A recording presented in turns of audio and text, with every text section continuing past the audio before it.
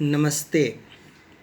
मैं अपने नवम, दशम, एकादश और द्वादश इन सभी छात्रों का इस कालांश में स्वागत करता हूँ। आज हम लोग इस कालांश में खंड क का विमर्श करेंगे। वह है अपठित अवबोधनम। यह प्रश्न पत्र में खंड क इस प्रकार से दिया होता है। तो सबसे पहले इसका अर्थ समझते हैं कि अपठित अवबोधनम का तात्पर्य क्या है। तो अपठित का मतलब है जिसे पढ़ा न गया हो, ऐसे गद्यांश की अवबोधनम समझ, ज्ञान, ऐसे गद्यांश के विषय में ज्ञान जिस गद्यांश को कभी पढ़ा न गया हो। तो स्पष्ट है कि प्रश्न पत्र में एक गद्यांश दिया हुआ रहता है जो 80 से 100 शब्दों वाला होता है और उस पर प्रश्न पूछे जाते हैं। उन प्रश्नों की विविधता इस प्रकार है। एक पद में उत्तर देना होता है या फिर पूरे वाक्य में उत्तर देना होता है। स्पष्ट निर्देश रहता है कि एक पदेन उत्तरता, पूर्ण वाक्येन उत्तरता, ऐसा स्पष्ट लिखा हुआ रहता है। समुचित शीर्षक प्रदानम, शीर्षक देना होता है। और भाषिक कार्यम, भाषिक कार्यम के अंतर्गत 3 या 4 प्रश्न दिए जाते हैं जो विशेषण विशेष्य से जुड़े हुए रहते हैं। विशेषण विशेष्य लिखना होता है कोई एक। कर्ता क्रिया अन्विति देखनी होती है, अर्थात कर्ता दे दिया जाता है, उसकी क्रिया लिखनी होती है या क्रिया का कर्ता लिखना होता है। पर्यायवाची शब्द, विलोम शब्द या संज्ञा के स्थान पर सर्वनाम का प्रयोग इस प्रकार पूछे जाते हैं कि गद्यांश से हम लोगों को ढूंढकर लिखना होता है। इसके लिए कुछ आवश्यक बिंदु यहाँ दिया हुआ है जिसे हमें अवश्य देखना चाहिए। इस अपठित गद्यांश को श्लोक तो नहीं पूछा जाता है, यदि पूछा जाए तो भी पहले 2 या 3 बार अच्छी तरह पढ़ना चाहिए। मैक्सिमम 3 बार अवश्य पढ़ना चाहिए और तब उत्तर लिखने की कोशिश करनी चाहिए। आपके मस्तिष्क में ये बात अवश्य आ जानी चाहिए कि इस गद्यांश को, अपठित गद्यांश को 3 बार अवश्य पढ़ना चाहिए। इसमें होता क्या है कि कुछ शब्दों के अर्थ समझ में आते हैं, कुछ शब्दों के अर्थ समझ में नहीं आते हैं। तथापि यदि शब्दों का अर्थ स्पष्ट न हो तो उन वाक्यों को ध्यान से पढ़ना चाहिए एक्स्ट्रा, जिसमें उन शब्दों का प्रयोग हुआ है तथा शब्द का भाव ग्रहण करने का प्रयत्न करना चाहिए।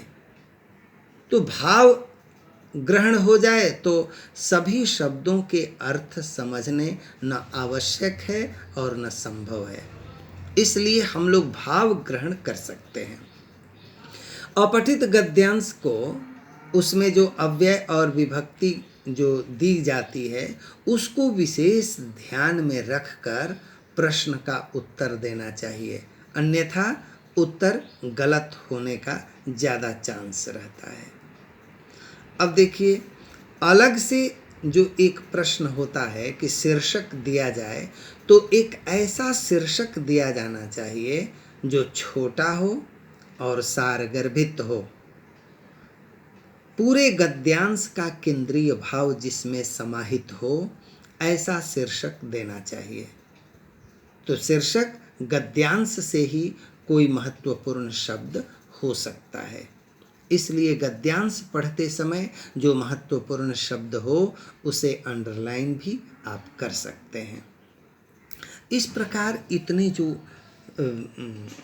परिचय हैं अपठित गद्यांश के, वह अच्छी तरह से आप समझ गए होंगे, ये मुझे पूरा विश्वास है। अब हम लोग साक्षात एक गद्यांश को देखते हैं।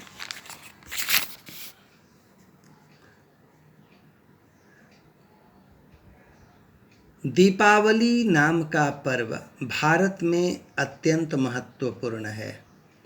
सुना जाता है कि इस दिन त्रेता युग में मर्यादा पुरुषोत्तम श्री रामचंद्र पिता की आज्ञा का पालन करते हुए 14 वर्ष तक वन में रहकर राक्षस राज रावण को मारकर उसके बंधन से अपनी पत्नी सीता को छुड़ाकर सीता और लक्ष्मण के साथ अयोध्या नगर पुनः लौटे थे।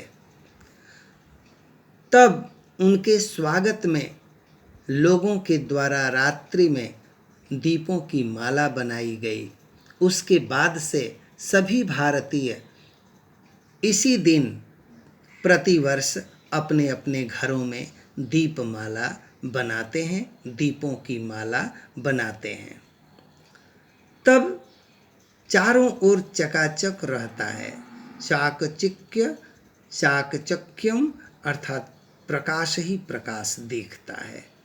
लोग बाजारों में, घरों में, रास्तों में चारों ओर विद्युत दीपक, बिजली के दिए, तेल द्वारा जलने वाले दिए, मोमबत्ती इत्यादि से भी प्रकाश करते हैं।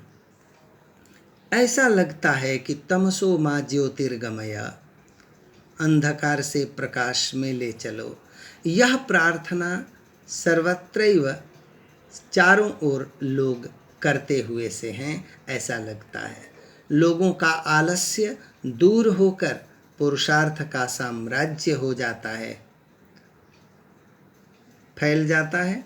चारों ओर साम्राज्य फैल जाता है पुरुषार्थ का।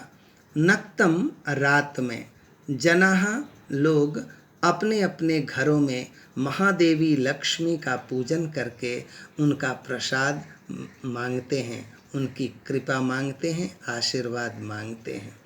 तत्पश्चात उसके बाद मिठाई खरीद कर खाते हैं या खिलाते हैं, या खिलाते नहीं और खिलाते हैं, खाते हैं और खिलाते हैं।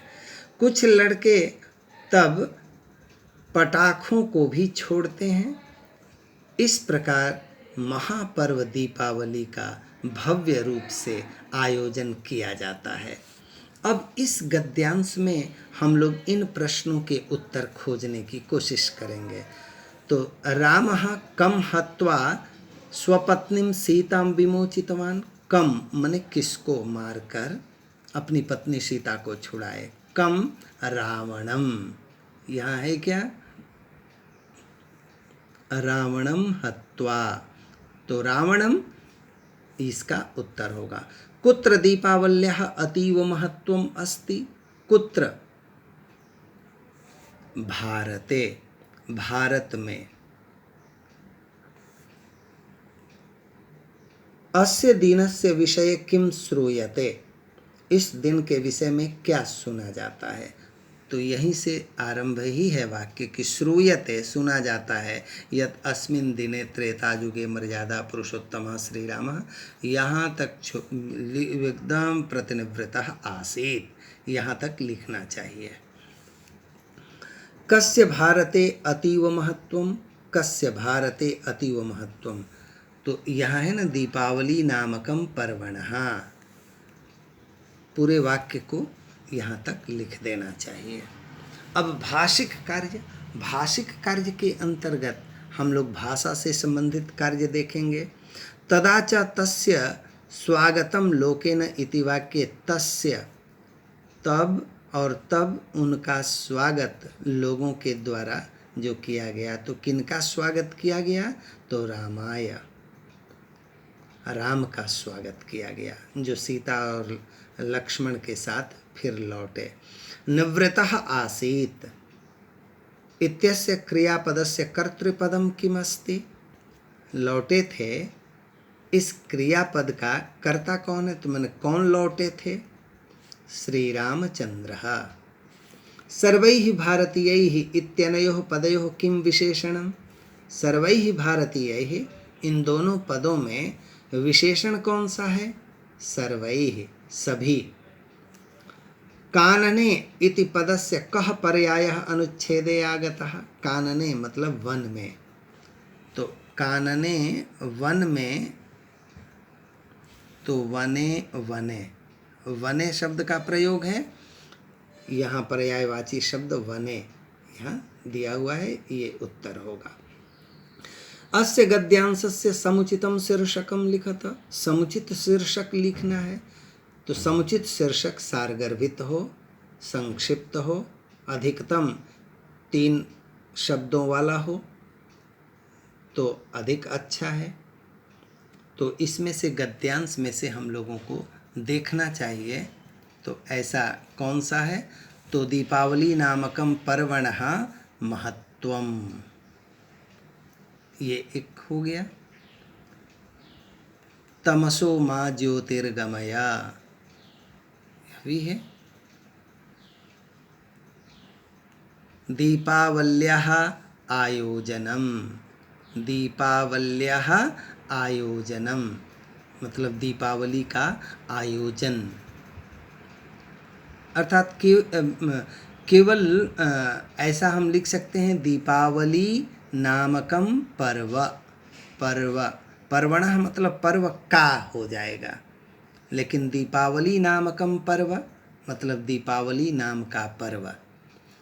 तो इस प्रकार हम लोग बढ़िया सारगर्भित एक अच्छा खासा शीर्षक हम लोग ढूंढ के या अपने से बनाकर भी लिख सकते हैं। और इन सभी प्रश्नों के जो अंक हैं वो दिए जा रहे हैं, इस प्रकार होते हैं। 10 मार्क्स का होता है, इसलिए हम लोगों को अच्छी तरह से ऐसे गद्यांश को पढ़कर समझकर उत्तर देना चाहिए। धन्यवाद।